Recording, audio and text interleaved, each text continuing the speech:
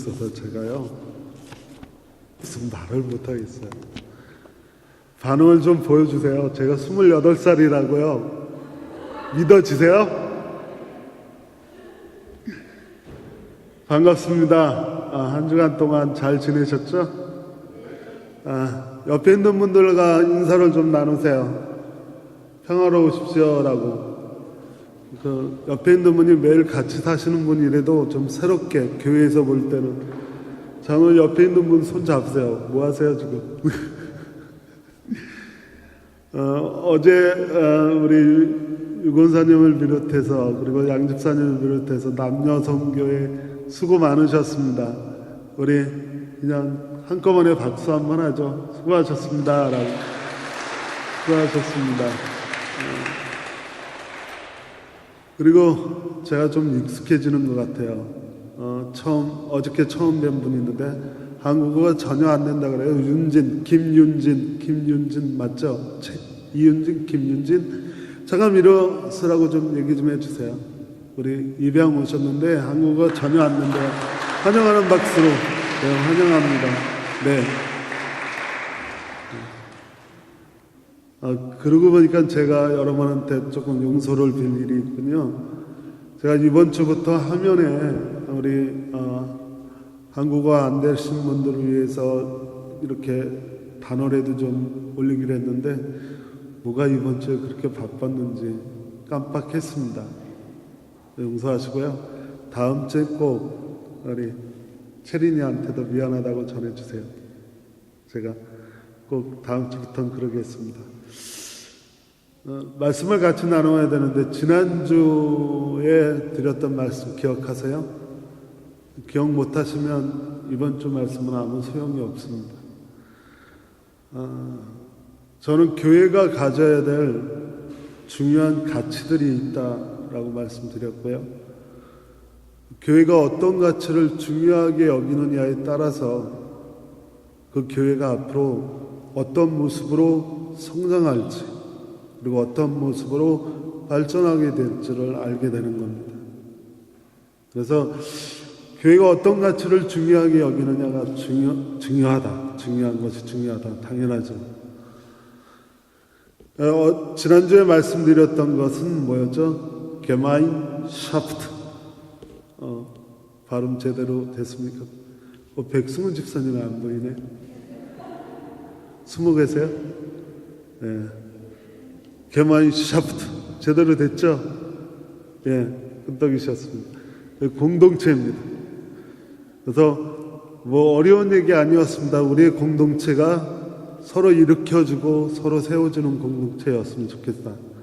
그렇게 하실 수 있죠? 별로예요? 그렇게 하시길 주님의 이름으로 바랍니다. 그리고 좀 따뜻했으면 좋겠어요. 제가 요즘 느끼는 건데 여러분 굉장히 따뜻하세요. 참 분들이 아니더라고요. 그래서 여러분들 안을 때마다 제가 따뜻함을 느끼는데 더 따뜻해지세요. 어딜 가든지 따뜻한 믿음의 공동체. 그리고 세 번째로 드렸던 말씀이 이게 혼자 독불장군으로 승리하지 말고 우리 다 함께 승리합시다 라고 말씀을 드렸습니다. 그래서 첫 번째 교회가 중요하게 여겨야 할 가치가 게마인샤프트 공동체였습니다. 그리고 오늘 드릴 말씀은 영향력입니다. 어차피 한 사람이 있는 게 아니라 여러 사람이 공동체를 이루고 있기 때문에 이 영향력이라는 것을 무시할 수 없습니다. 그래서 우리는 우리 공동체가 영향력이 있는 공동체였으면 좋겠다. 저 뒤에 잘 들리시죠? 네? 영향력이 있는 공동체였으면 좋겠다라고 하는 생각이에요. 근데 영향력이 있대 좀 선한 영향력. 그래서 오늘 우리 교회가 가지고 있어야 될 가치 두 번째는 바로 선한 영향력입니다. 이런 얘기로 시작을 하려고 합니다. 혹시 영화 얘기 두 편을 할 텐데 둘 다 한국 영화라 독일에 계신 분들은 잘 못 보셨을까요? 혹시 불법 다운받으시는 분들은 보셨을까요? 그러니까 보셨더라도 조용히 하세요. 2011년에 한국 사회를 들었다 놨다 했던 영화 하나가 있어요. 혹시 기억하세요? 뭐죠? 예? 크게 말씀해 주세요. 아니, 2011년이요. 2011년. 갑자기 생각이 안 나서 그래요. 뭐예요? 제목이 뭐였죠? 왜 갑자기 생각이 안 나지? 예?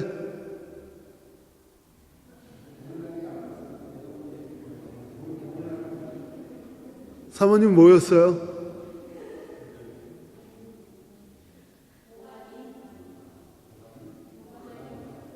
맞아요. 갑자기 생각이 안 나지. 그 공지영이라고 하는 작가가 있거든요.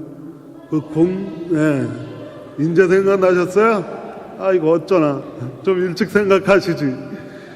그 공지영이라고 하는 작가가 소설을 지은 소설 도가니라고 하는 소설인데 2011년에 그게 영화 됐습니다. 근데 이게 픽션 소설이 아니라 사실에 입각한 소설이라고 하는. 그래서 이 영화가 상영되니까 한국 사회가 정말 들었다 놨다 했죠. 그래서 성폭행자들한테 발목에 발찌도 채우기 시작했고 소위 말하는 도가니법이라고 하는 법도 통과됐습니다. 근데 이 영화 우리가 오늘 주목해 봐야 됩니다. 이 영화에서 비춰지는 기독교회, 정확히 이야기하면 교회, 이 영화가 교회하고 무관하지 않다는 거예요. 이 영화에 나오는 학교가 뭐죠? 학교 이름이, 그 학교가 기독교 재단의 학교입니다. 그리고 그 사건의 당사자였던, 피해자가 아니라 당사자인 이사장도 교장도 바로 그 학교를 운영하는 교회의 장로들이었어요. 그래서 그 영화가 상영되고 나서 그 영화가 가지고 있는 폭발력 뒤에 기독교에 대한, 교회에 대한 아주 증오스러운 눈길들이 영향력이 컸죠. 근데 선하지 않은 부정적인 영향력이었어요.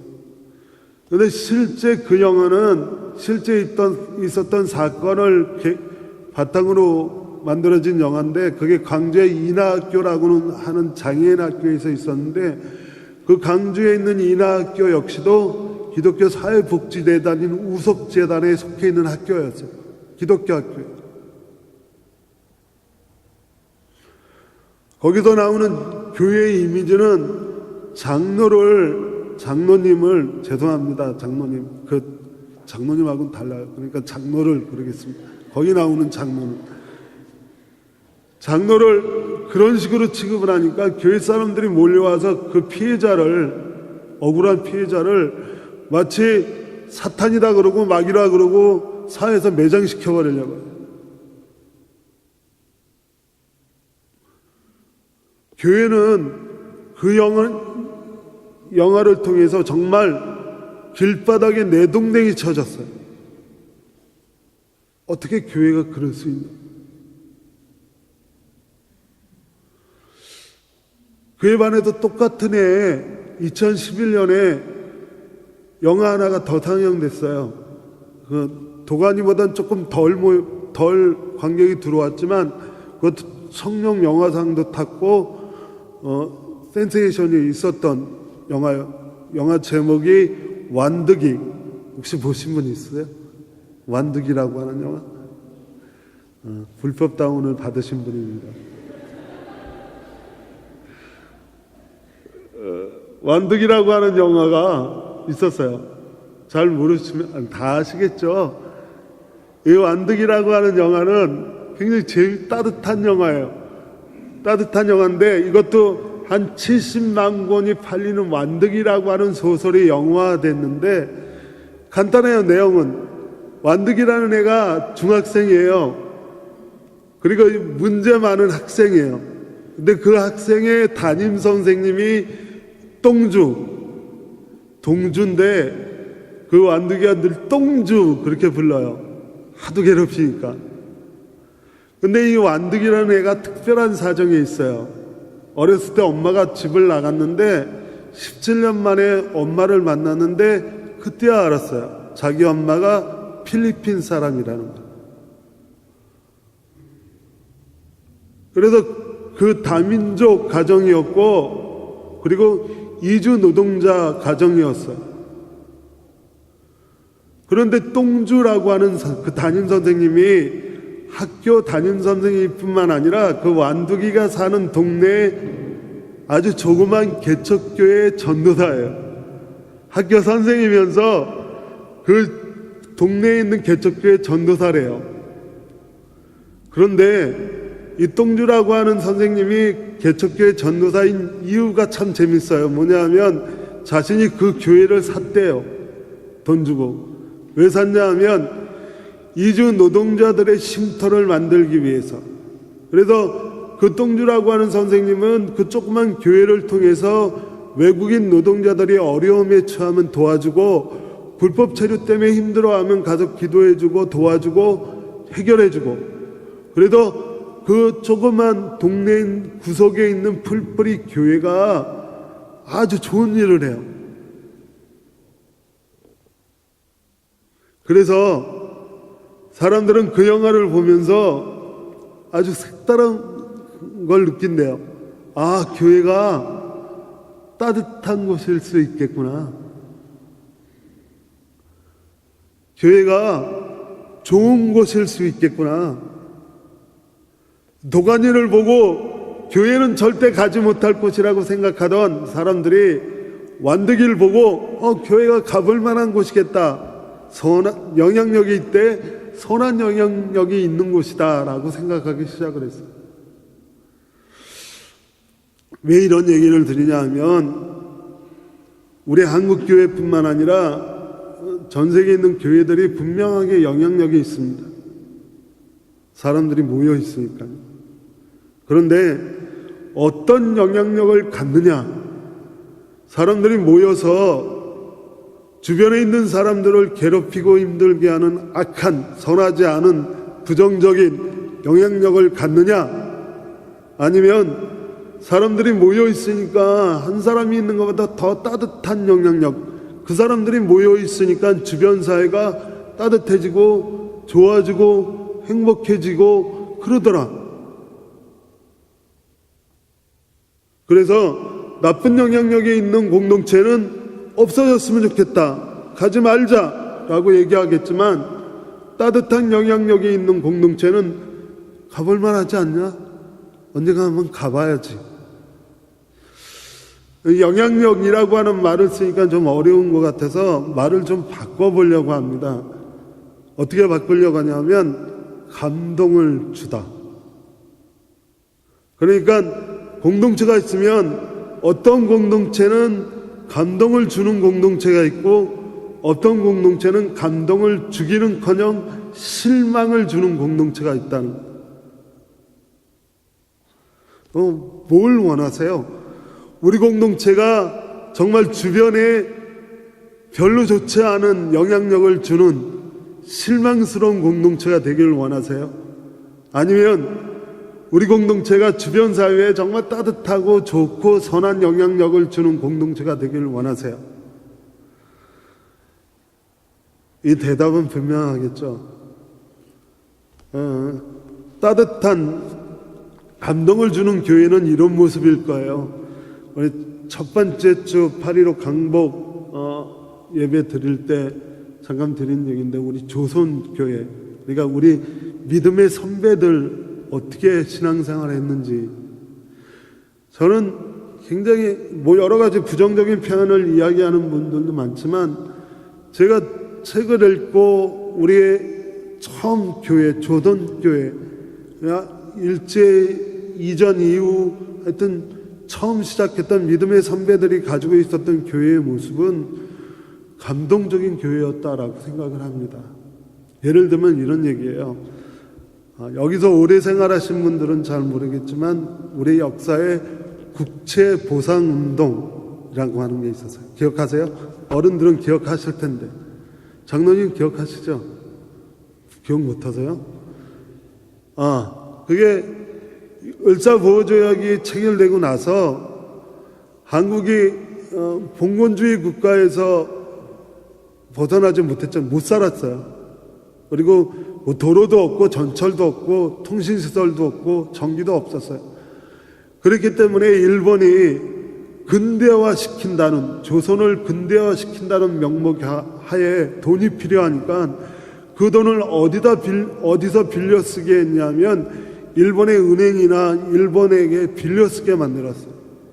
고의적으로. 그래서 1907년도에 이르러서 조선이 일본에게 지었던 국가가 상환해야 될 빚이 얼마냐면 1,300만 원이래요. 근데 그게 저는 잘 계산이 안 되는데 그렇게 나와 있더라고요. 도저히 조선 정부로서는 영원히 갚을 수 없는 액수라고. 그러니까 조선 정부가 일본한테 그 여러 가지로 착취를 당하고 있는 것도 억울한데 빚까지 영원히 갚을 수 없는 빚을 졌다니까 가장 먼저 불끈했던 사람들이 우리 믿음의 선배들이에요.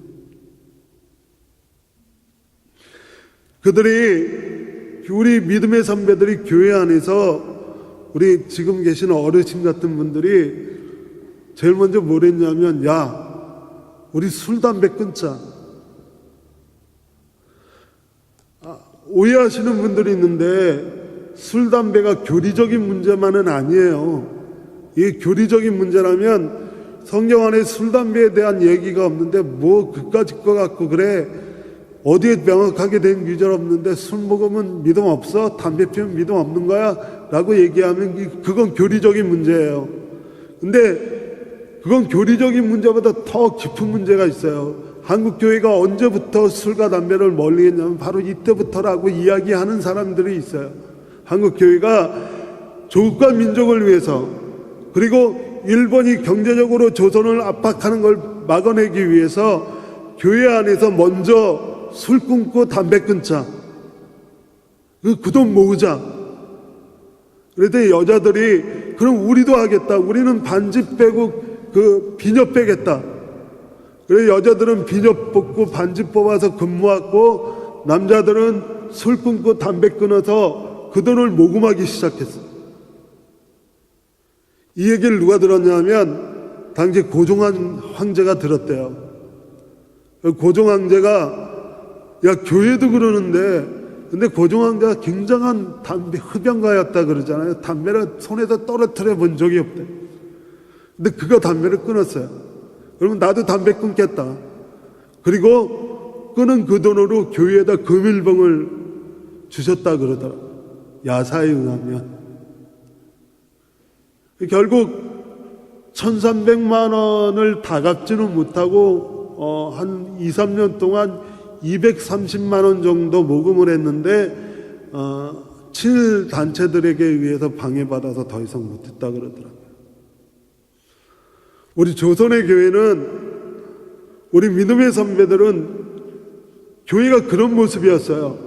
교제를 확장하거나 교회 건물을 짓기 전에 민족의 앞날을 위해 학교를 지었던 분들이고, 자기들도 어려우면서 더 어려운 사람들을 위해 교회를 지었던 분들이에요.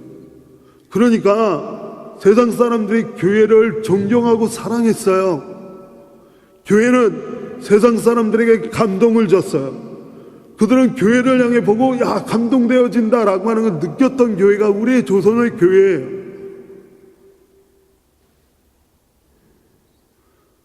그러니까 세상 사람들이 교회를 사랑하죠. 교회를 존경하죠.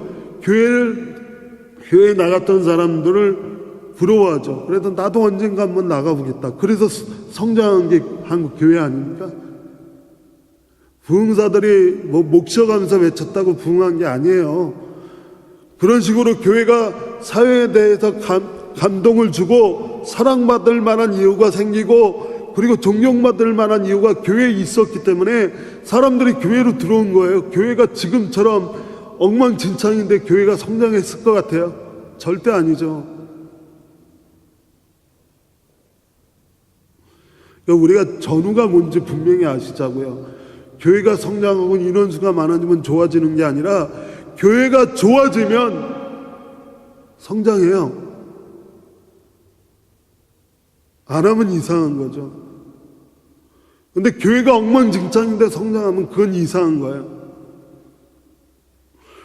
근데 현재 한국 교회의 모습을 제가 살짝 주보에다, 지금 조선교회는, 제가 말씀드린 조선교회는 세상을 감동시켰어요. 근데 지금 불행하게도 우리 한국교회의 현실이 2008년도 통계이지만 참 그런 모습이 감동이 아니라 도리어 실망을 주는 교회의 모습이, 최근에 사람들이 감동을 받았다면 분명 어떤 교회는 아니라는 거예요. 교회에서 감동을 안 받는다는 거죠. 왜냐하면 이런 이유 때문이에요. 2008년에 기독교윤리실천운동본부라는 곳에서 교회의 사회적 신뢰도 조사라는 거 하는 걸 했어요. 그런데 2008년에 종교별 신뢰도 기독교 꼴찌, 불교 1위, 캐톨릭 2위, 개신교 꼴찌. 2009년에 간신히 캐톨릭 1위, 개신교 2위, 불교 3위. 그 다음 질문이 더 마음을 아프게 해요. 교회에 대해 신뢰가 되는가? 라고 하는 질문에 신뢰하지 않는다 몇 프로? 48%가 넘어요. 교회를 신뢰할 수 있다가 몇 프로? 18%밖에 안 돼요.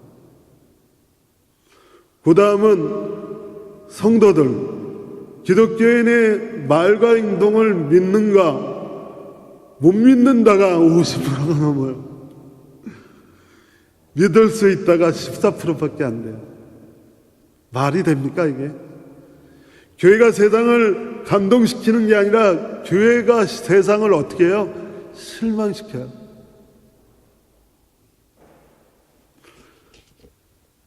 저한테 부끄러운 얘기는 가끔 제가 요즘 만난 성도들하고 얘기하는데, 목회자는 다르지 않아요.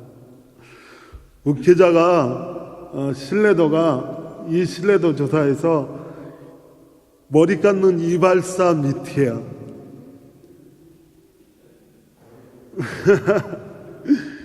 말도 안 되지 않아요? 독일사에서 말도 안 되는 얘기 아닙니까?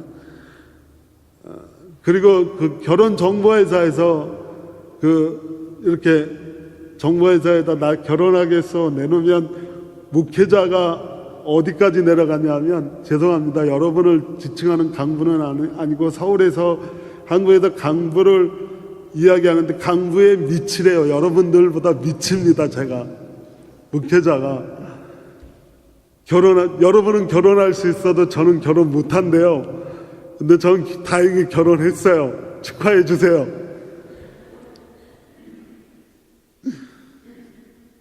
이게 말이 됩니까? 감동을 주는 교회와 감동을 주지 못하는 교회. 분명히 한국교회, 우리의 믿음의 공동체는 감동을 주는 교회였어요. 근데 왜 감동을 주지 못하고 도리어 실망을 주는 교회가 됐을까요? 그래서 오늘 제가 우리 교회가 중요한 가치로 여겨야 될 건 개마이 샤프트뿐만 아니라 우리의 이 공동체가 우리의 주변 사회에 선한 영향력, 감동을 줄 수 있는 사람들이 좋아하는 공동체가 돼야 된다라고 말씀을 드리는 거예요. 동의하세요? 동의 안 하세요? 동의하세요? 예. 그래야죠. 그래서 질문이 생겨요. 그럼 어떻게 감동을 줍니까? 라고 하는 질문을 해결해야죠. 그죠? 어디서부터 문제인가? 어떤 사람들은 교회가 많이 모이면 세상에 감동을 줄 거라고 생각해요. 여러분 그렇게 생각하세요? 그렇지 않더라고요. 교회가 화려하고 멋있고 잘 나가면 세상에 감동을 줄 것 같아요? 그렇게 생각하세요? 아니, 그렇지 않더라고요.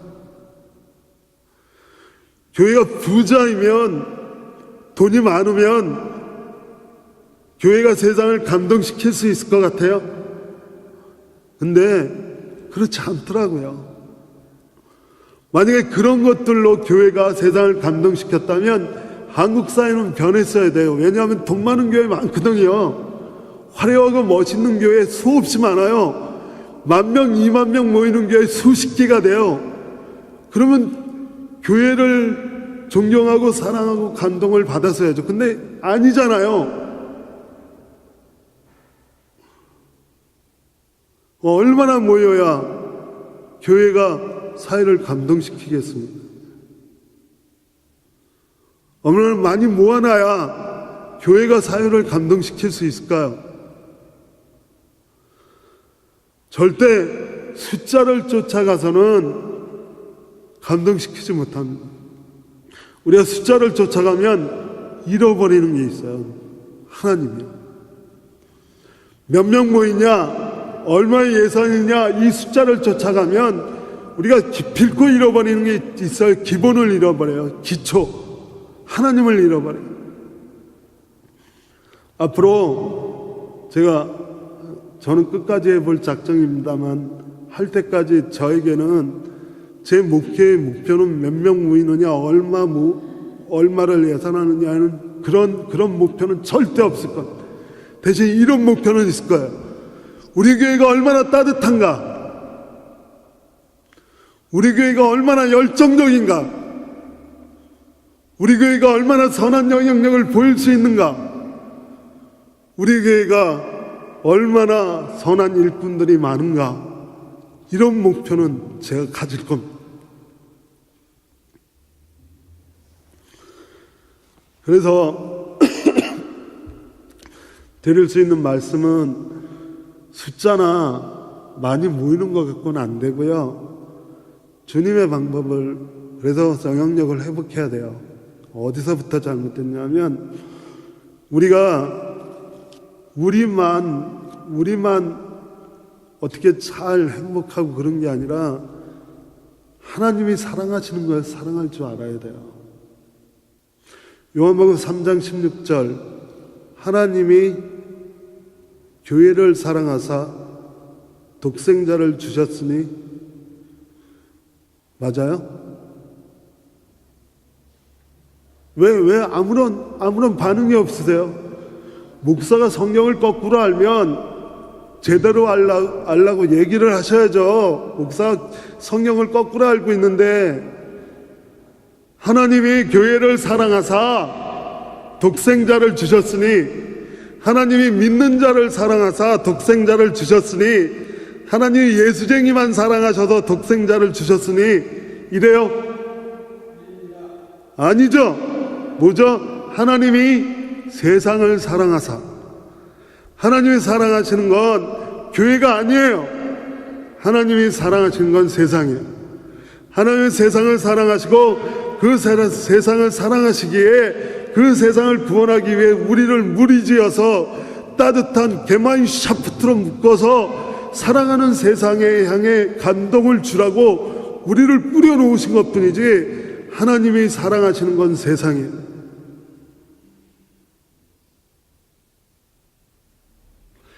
오늘 본문을 보실까요? 오늘 본문을 제가 따로 적었어요. 너희는 교회의 빛이다. 너희는 교회의 소금이다. 왜 아무 말도 안 하세요? 오늘 본문에 그렇게 돼 있나요? 그렇게 읽을까요? 아니잖아요. 오늘 본문은 너희는 어디? 세상의 소금이다. 너희는 세상의 빛이다. 하나님 우리를 어디로 가라 말씀하십니까? 우리끼리 행복하고 잘 살라고 말씀하십니까? 아니에요. 하나님 우리가 계면 샤프트로 정말 따뜻한 공동체가 돼서 세상을 향해 소금이 되고 세상을 향해 빛이 되라고 말씀하시는 거예요. 그러면서 너희는 세상을 향해 빛을 발하라. 너희의 착한 행실을 보고 세상 사람들이 어떻게 해요? 하나님을 향해 영광을 돌리게 만들라.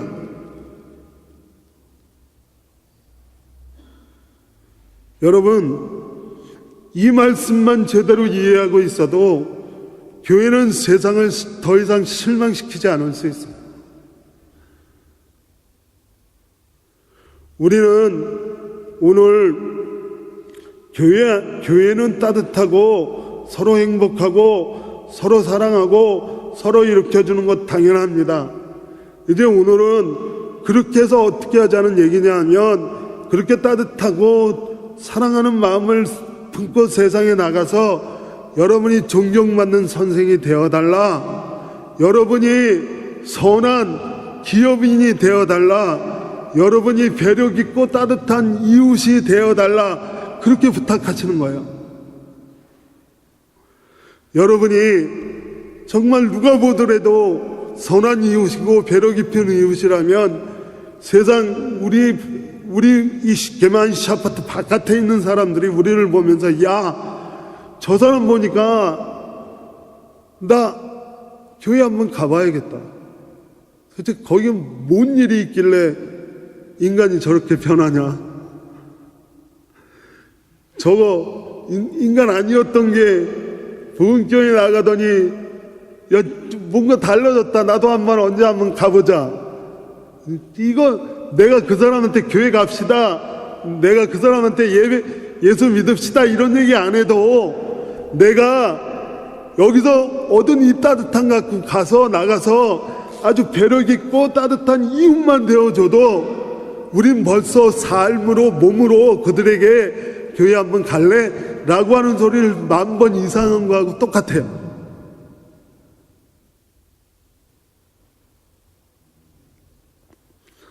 여러분, 선한 이웃이 되시길 바랍니다. 아주 따뜻하고 아주 배려심 깊은 이웃이 되어 주십시오.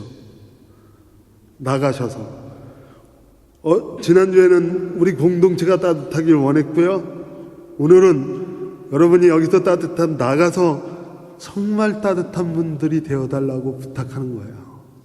그래서 오늘 본문 말씀은, 너희는 세상의 소금이다. 너희가 짠맛을 잃어버리면 무엇으로 세상을 짜게 하겠느냐. 너희가 짠맛을 잃어버리면 너희는 버려져서 밟힐 뿐이야. 그러니 너희는 세상의 소금이다.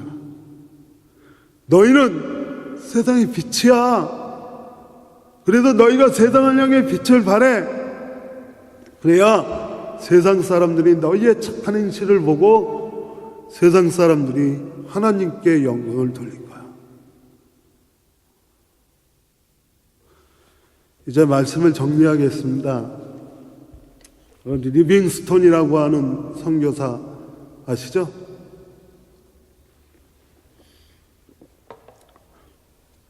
아프리카에서 오랫동안 선교 활동을 하던 사람인데, 영국 사람이래요.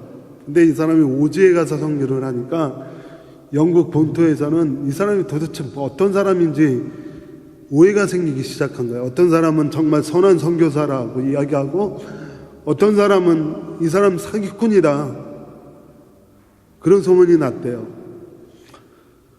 그러니까 확인을 해야죠. 그럼 언론사에서 진짜 리빙스톤이 사기꾼인지 선한 선교사인지 확인하자. 그리고 리빙스톤이 사역하는 곳으로 사람을 보내는데, 믿는 사람 보내놓으면 보나마나 은혜다, 그리고 좋은 선교사다 그럴 테니까 전혀 기독교하고 종교하고 상관없는 아무런 종교를 가지지 않은 여기자를, 아주 날카롭고 부정적이고 객관적인 여기자를 보냈대요.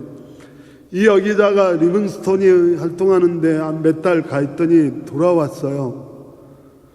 돌아왔는데 정말 독실한 크리스찬이 돼서 돌아왔어요. 그리고 물었대요.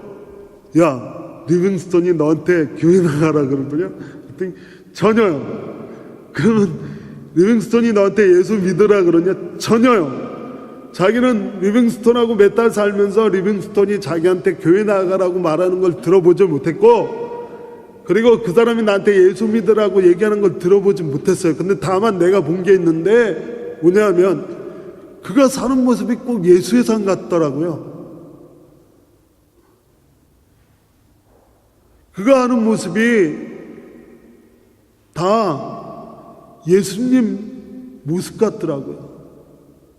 그래서 그 사람이 그렇게 사는 거라면 나도 예수 한번 믿어보기로 작정하고 돌아왔어요. 여러분, 이게 한국교회가 착각하고 있는 것 중에 하나고, 오늘 우리가 교회의 가장 중요한 가치 두 번째로 여기려고 하는 겁니다. 전 여러분한테 예수천당, 불신지옥 이런 거 외치라고 이야기하지 않습니다. 도리어 여러분한테 무작정 믿으라고 얘기하지도 않아요. 생각하세요. 하나님이 여러분에게 주신 이성으로 생각하시고요, 하나님이 여러분에게 주신 좋은 지식으로 생각하세요. 그리고 어떤 모습이 내 이웃에게 가장 따뜻하고 배려 깊은 모습인지를 생각하세요. 그리고 그렇게 사세요. 그러면 예수 믿으라고 10,000번 말한 것과 교회 함께 갑시다라고 1,000번 말한 거하고 똑같은 효과가 납니다. 진짠가 아닌가 시험하시고, 아니면 저한테 청구하세요. 거짓말이라고. 진짜예요. 완득이라고 하는 영화 한번 보세요. 불법다운이든 정법다운이든 참 좋은 영화니까 한번 보시는데, 그 영화의 그 평론을 쓴 사람이 그런 얘기를 했어요. 이 영화 보면 예배 드리는 장면도 한 번도 안 나오고, 이 영화 보면 찬양하는 장면 한 장면 안 나오고, 도리어 이 완득이라고 하는 친구가 교회에 가서 기도하는데 하나님 나 괴롭히는 똥주 선생 죽여주십시오 라고 하는 기도하는 모습이 나와요. 그리고 그 똥주라고 하는 담임 선생이 교회를 사고 파는 듯한 부정적인 얘기가 나오지만, 그 영화를 다 본 사람들은 다 그렇게 얘기한대요. 야, 교회 한번 가봐야 되는 거 아닌가? 사랑하는 여러분, 정말 우리에게 오늘 필요한 건 우리 게마인샤프트라고 하는 우리 공동체가 선한 영향력을 갖고 지역과 사회에 우리의 가치를 드러내는 일입니다. 그러시길 주님의 이름으로 축원합니다. 세상의 소금이 되십시오. 세상의 빛이 되십시오. 세상에서 가장 따뜻하고 배려 깊은 이웃이 되세요. 세상에서 제일 선한 기업인이 되십시오. 세상에서 좋은 선생님이 되세요. 그리고 좋은 학생이 되세요. 그러면 우리의 이 공동체가 세상에 빛을 발하게 될 겁니다. 기도하겠습니다.